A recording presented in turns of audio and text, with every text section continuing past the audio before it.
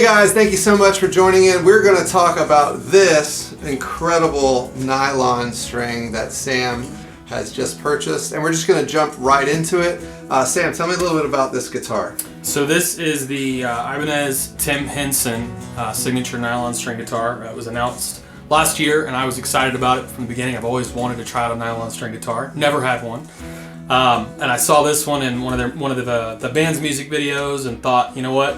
I think I need to try that out. So I placed it on reserve with Sweetwater back in like October, and they kept pushing the ship date back. There's been some production issues with it and stuff like that. So ended up finding this one at a shop out in Vegas and ordered it 2 weeks ago. Finally came in. So now we're steel string players, steel string acoustic guitar players. This is all nylon string. Yes. So, you know, what's one of the reasons why you thought about getting a nylon string? I have played pretty much every steel string guitar at some point.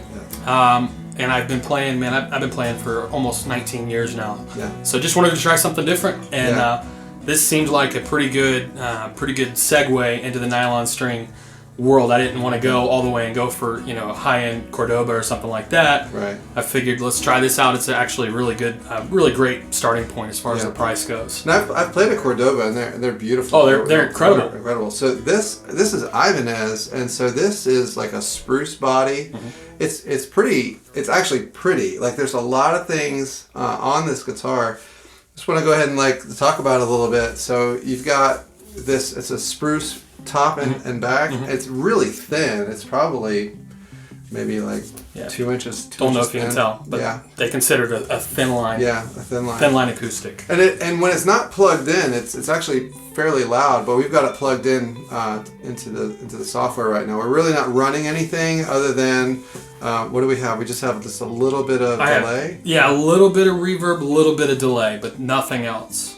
No compressor or anything like that. That's it. It's pretty raw. So when we'll show you guys what it sounds like in a second. But for those who are kind of new, because most of the guys who are on this channel who are watching this are like, oh my goodness, do I have to buy another guitar? Like, what is this? So let's kind of talk about some of the features that this guitar offers that maybe like a steel string doesn't necessarily offer, and maybe for those of us who are like looking for a new guitar, like, what are the pros and cons that we feel are with this one? Yeah, I mean, for me, honestly, it's a nice size for a travel guitar. Very nice size for a travel guitar. I have a wife at home and one kid, soon to be two, second one on the way. So I also need to be quieter when I'm practicing at home. I don't really have a place I can escape to and make a lot of noise. Yeah. When this thing's unplugged, you can still hear it. It doesn't have a lot of projection, but it is loud enough for me to be able to practice at home without it. Plus, you know, I have issues with my hands. I've had several surgeries on my hands. Yeah. Playing the nylon string is actually a lot nicer on my hands for that purpose. So it actually kind of serves that purpose, although I didn't expect that to happen. Yeah. It really did. And it's just a different tone. It's a different sound. You can do different things with it. Sound a little bit different, man. Does it make you play differently? Yeah, it definitely does. Nylon strings tend to lend more to classical style playing or a finger picking style playing. Classical flamenco. Exactly. Classical flamenco, you think that. Obviously, there's other bands that do stuff that's not flamenco style, but I mean, you can chord it just the same way as you do a steel string guitar too. Just the tonality of it's a little bit different. You're not going to be digging into those strings to get that deep, heavy sound. You're going to get, actually, the lighter you strum it, the clearer and the nicer it actually sounds. So, and you bought it sight unseen. You bought it online. I bought it online. We live in Florida, and I ordered it from Vegas. Yeah. So I tell people all the time, tell my students and stuff, you know, go to a store and actually put it in your hands. But the guy whose signature guitar this is, this Tim Henson. This is his signature, and he's an incredible guitar player, but really this guitar is his design. So this is up to his specs. Yes. So the action on it's perfect. I mean, honestly, the neck is fast. The action's perfect. It really is. Yeah. Especially at the price point that it is a very, very solid guitar. So some of those guys, some people who are watching, they don't know what action means. Like, what can you explain? The height of the strings, which you won't be able to see it in the video, but just the height of the strings is perfect. So it lends to being able to play a little bit faster. You know, you don't have to have You don't have to press down as hard, stuff like that. It's just a lot of different things that go into it. But it's just it lets you go a lot faster. Honestly, that's the biggest purpose of it. So we didn't have like a preview meeting or something like this. Like Sam just brought it over, and I haven't touched this thing at all, and I'm dying to like touch it and tell you like what it feels like. I haven't played this thing at all. Oh, it is really light. Yeah, it's fairly light. Yes. Yeah. I can't imagine it weighs more than 3.5, maybe 4 pounds at most. It doesn't really. It kind of neck dives a little bit. Yep. But little really. bit. Little bit. Right. So. Oh yeah. Yeah. Feels good. I feel that. Yeah, those are pretty cool. Ooh, I hit the wrong button. That was my bad. That wasn't the guitar. That was my. That's cool. Yeah.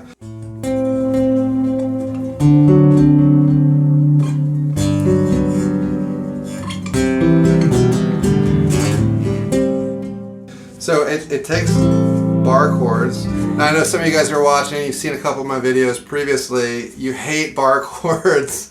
I get it. We just did a video on I hate them more, I promise. Some guitars, lend themselves to bar chords, and some don't, This one does. Yeah, this one definitely is very comfortable. So moving from like a steel string guitar, it feels like very comfortable. Yeah. Like it feels the neck radius is very very. I'm very comfortable or like familiar with it. Almost. Well, the neck reminds me of it reminds me of kind of the size of a Telecaster neck. Not necessarily the shape of it, but the size of it, if that makes any sense. Yeah. I like a thicker neck guitar for me, again, for my hand issues. Yeah. The thicker necks are easier for me to play. I have a classical guitar. It's not very good at all. And the neck on it is massive. It's huge. And I feel like I literally have to play it like those guys in those famous paintings where the guitar is here. And because it's the only way to get my hand around it, right? Yeah, but this one's not. No, this one doesn't do that at all. Yeah, it's very, very comfortable. I definitely play differently, like immediately as I'm playing it. It lends you to play a little bit softer, actually. Yeah. I'm one of those guys that when I'm leading, especially, I'm a worship leader, so when I'm leading music, I get really into it. I have a tendency to kind of dig. Yes, Matt. I borrowed one of his Taylors years ago and brought it back with a new chip or two in it. It had a couple of scrapes on it, like right near the pickguard, right in here. He hasn't let me borrow another guitar since. I don't know what that's about. But this actually, you don't want to do that with this. If you do that with this, you'll get a lot of fret buzz, stuff like that. This actually lends itself to being played softer, which is something I didn't expect as well. Yeah, this is great. It's also got a built-in tuner. I was just noticed. So this has a hole. There's an actual sound hole, is that like is that a defect or what's? No, it's going a on sound with hole. Yeah, it's meant to be so that it can be played without being plugged in. Oh, so that's why it was a little bit more. Yep, and if you see, it's actually got down in here too. It's got a little bit of sound hole. That's where so the pickup is also located in there too for when it's plugged in. I could see the bracing. The bracing is basically the way that the skeleton or the skeletal structure on the inside of the guitar. I can kind of see. It's got a unique kind of framing in there. But we don't really care about that. We just care about what it sounds like. So this is interesting. So this is a Fishman. What's it? I guess it says Fishman equipped. Do you know anything about this? I can't remember. I looked up the brand or the what do you call it, model number of the Fishman. Yeah. I don't remember what it is right now though. Yeah. You should be able to look it up online. Fishman electronics, if you've ever used them. To me, they are some of the best. Yeah. For acoustic, for electric, it doesn't matter. Yeah. I have swapped out, in several of my electrics, I've swapped out some of the pickups for some Fishman pickups, the Fishman Fluence, stuff like that. I've got a PRS acoustic home that has Fishman electronics inside of it. And to me, Fishman makes some of the best, I think, gives you the truest representation of what you're playing. Yeah. Over, say, an ES2 system or something like that. These are nice. So this has volume, treble, bass. It also has a tuner, which is super nice. Yep. Is the tuner accurate, do you think? I actually have only tested out the tuner one time, and it was when I first got it. When I pulled it out of the box, I didn't want to wait to set up my pedal board or anything like that, so I checked out the tuner. It seems to be pretty close. I still prefer my tuner on the floor. Yeah. I like to have multiple tuners. Most guitarists will tell you multiple tuners at a time are a good thing. Yeah, for sure. And this is definitely no exception. And it has a phase switch on it. Yes, has a phase switch. It kind of changes the depth of it just a little bit. It's a pretty subtle difference, honestly. So I noticed that sometimes even in recordings when I'm sometimes like certain things kind of go out of phase, which basically kind of creates this like weird kind of sound that's actually created and recorded. So this is all, inlay here on both sides.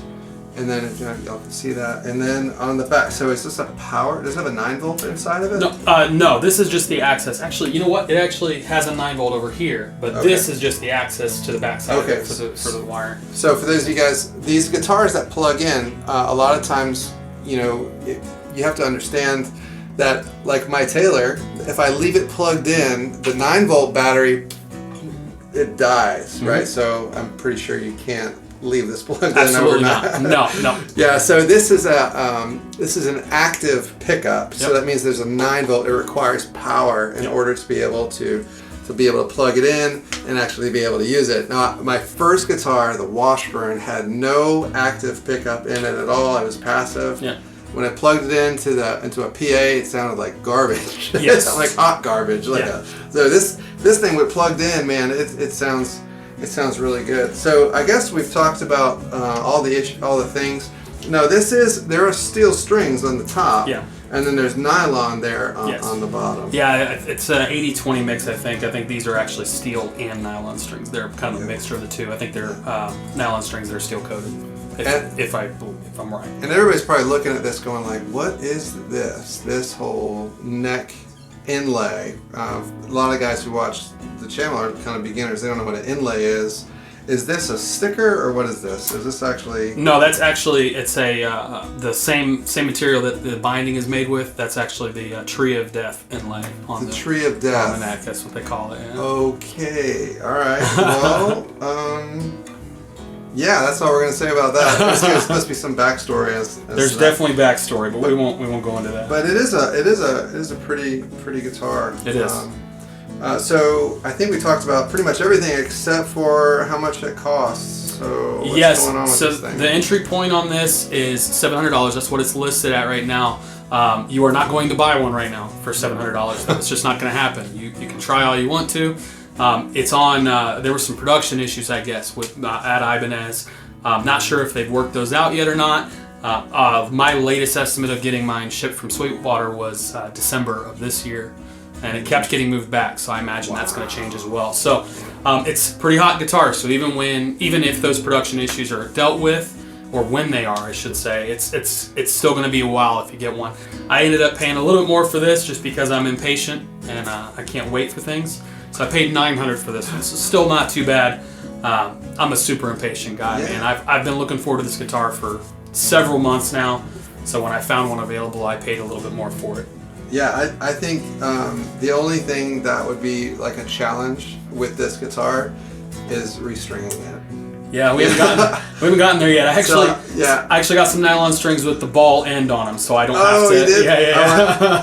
I learned how to do this. I have never done that. I do know how to change these strings out. You have to show me at some point. This knotting mechanism, it doesn't look like it would actually work. Yeah. But it does. It really does. So for some guys who are watching, are like, what is that? But that's a great option in case you don't want to have to do that. Yeah, I got some Earthwood nylon strings that have the ball end on them because I've never strung a nylon guitar. Again, this is my first one I've ever owned. Yeah. Like I said, I've picked up and played a few, but I've never really gotten to know any nylon string guitars except for this one. And I got to tell you, man, it's impressed me so far. Yeah. I've had it. I think it came in on Thursday, so I've had it almost a week now, and it's been.